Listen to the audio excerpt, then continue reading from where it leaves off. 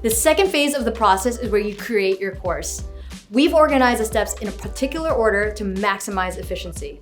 The steps are: build a course outline, set your course price, create your landing page, complete your product, and publish your course.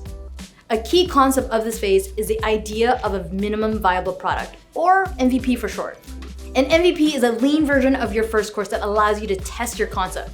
It gives you the maximum amount of experience and insight into what your students want without spending forever on building and launching it. With that in mind, let's check in with Aaron and go over the steps to creating your first course. Thanks, Melissa. In this step, you'll head over to the Course Builder to create a skeleton of your course by adding chapters and blank lessons. Starting with an outline in Thinkific will give you a better understanding of the flow of your course and enable you to plan your work and next steps. Here is where you can put your content plan from the plan phase to use. Now that your outline is complete, you have a sense of how valuable this course might be to your audience. In this step, you'll head into the course settings to add a price for your course. Remember, this is a first course, your MVP. The goal here is early traction, a tangible starting point. Don't worry too much about profit and revenue right now. Focus on getting this course in the hands of a segment of your audience so that you can get feedback and generate momentum for future iterations of this course, or entirely new courses and learning products. To set a price for your course, you'll want to think about what your overall course transformation is worth to your student. This is difficult for non-tangible results, but by now, you should have a hunch about what the end result would be worth to your target audience. Now, if the outcome is impossible to set a dollar amount against, skip the approximate value above and choose a price based on your own business goals instead. For example, I want to make $10,000 and I think I can sell this course to at least 50 people, so my course will be $200. If you're planning on pre-selling your course, we recommend offering early bird pricing to your audience as a way to further entice them to register for your beta run, which may be more unpolished than a typical finished course. Providing this type of discount also allows you to ask them for the vital feedback you'll need to iterate on your content for your next launch. An easy way to get your early access price point is to divide your regular price by 5.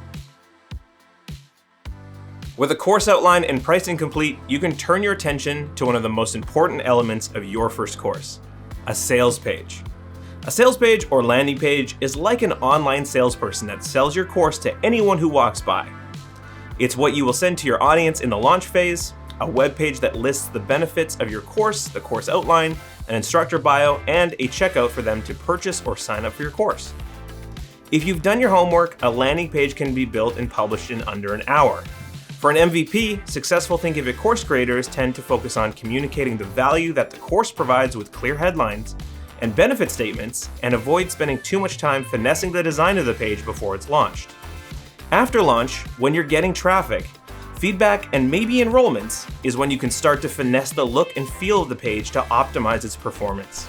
At this point, you're starting to make some serious progress. Now it's time to enable payments so that you can get paid for your course. Enabling payments is easy. Simply navigate to the Payments tab in your settings, add your business and personal information, and connect your bank account, and boom, you're ready to get paid for your expertise. If you followed every step to this point and you have a course outline, a price, a landing page, and a checkout all set up, that brings you to a bit of a fork in the road where you'll need to decide for yourself what to do next. You have 2 options. Most people would assume the next step is to build your content, but what if I told you that setting your course to a pre-order is a faster and easier way to validate your idea? Many successful course creators swear by this approach. If you choose to go the pre-order route, you'll go back to the Course Builder, click on the Publish tab, and set your course to pre-order. This gives you the opportunity to test out your idea with your audience before you're finished producing the actual course. You can then monitor signups and get some revenue before you invest the actual time and effort into building a course. This is a great approach if you have an audience that knows you and the value you provide, and will often include an exclusive offer to incentivize the pre-sale, as well as a specified offer time period to add a sense of urgency. Go back into the Course Builder and finish up your MVP. The other option is to complete your course before launch. This is a good option if you're confident that your course will sell, but it's important to keep the MVP concept in mind here. Start small and then build that dream studio later. The final step of this phase is to publish and test. Go to the Publish tab and save a publish status. Navigate to your landing page URL. Test the entire experience as if you were a student. Make any necessary changes. Send to collaborators, mentors, friends, and family for feedback. Set out the hors d'oeuvres, pop the champagne, and celebrate your achievement. Your course is complete. Now it's time for phase 3, launch.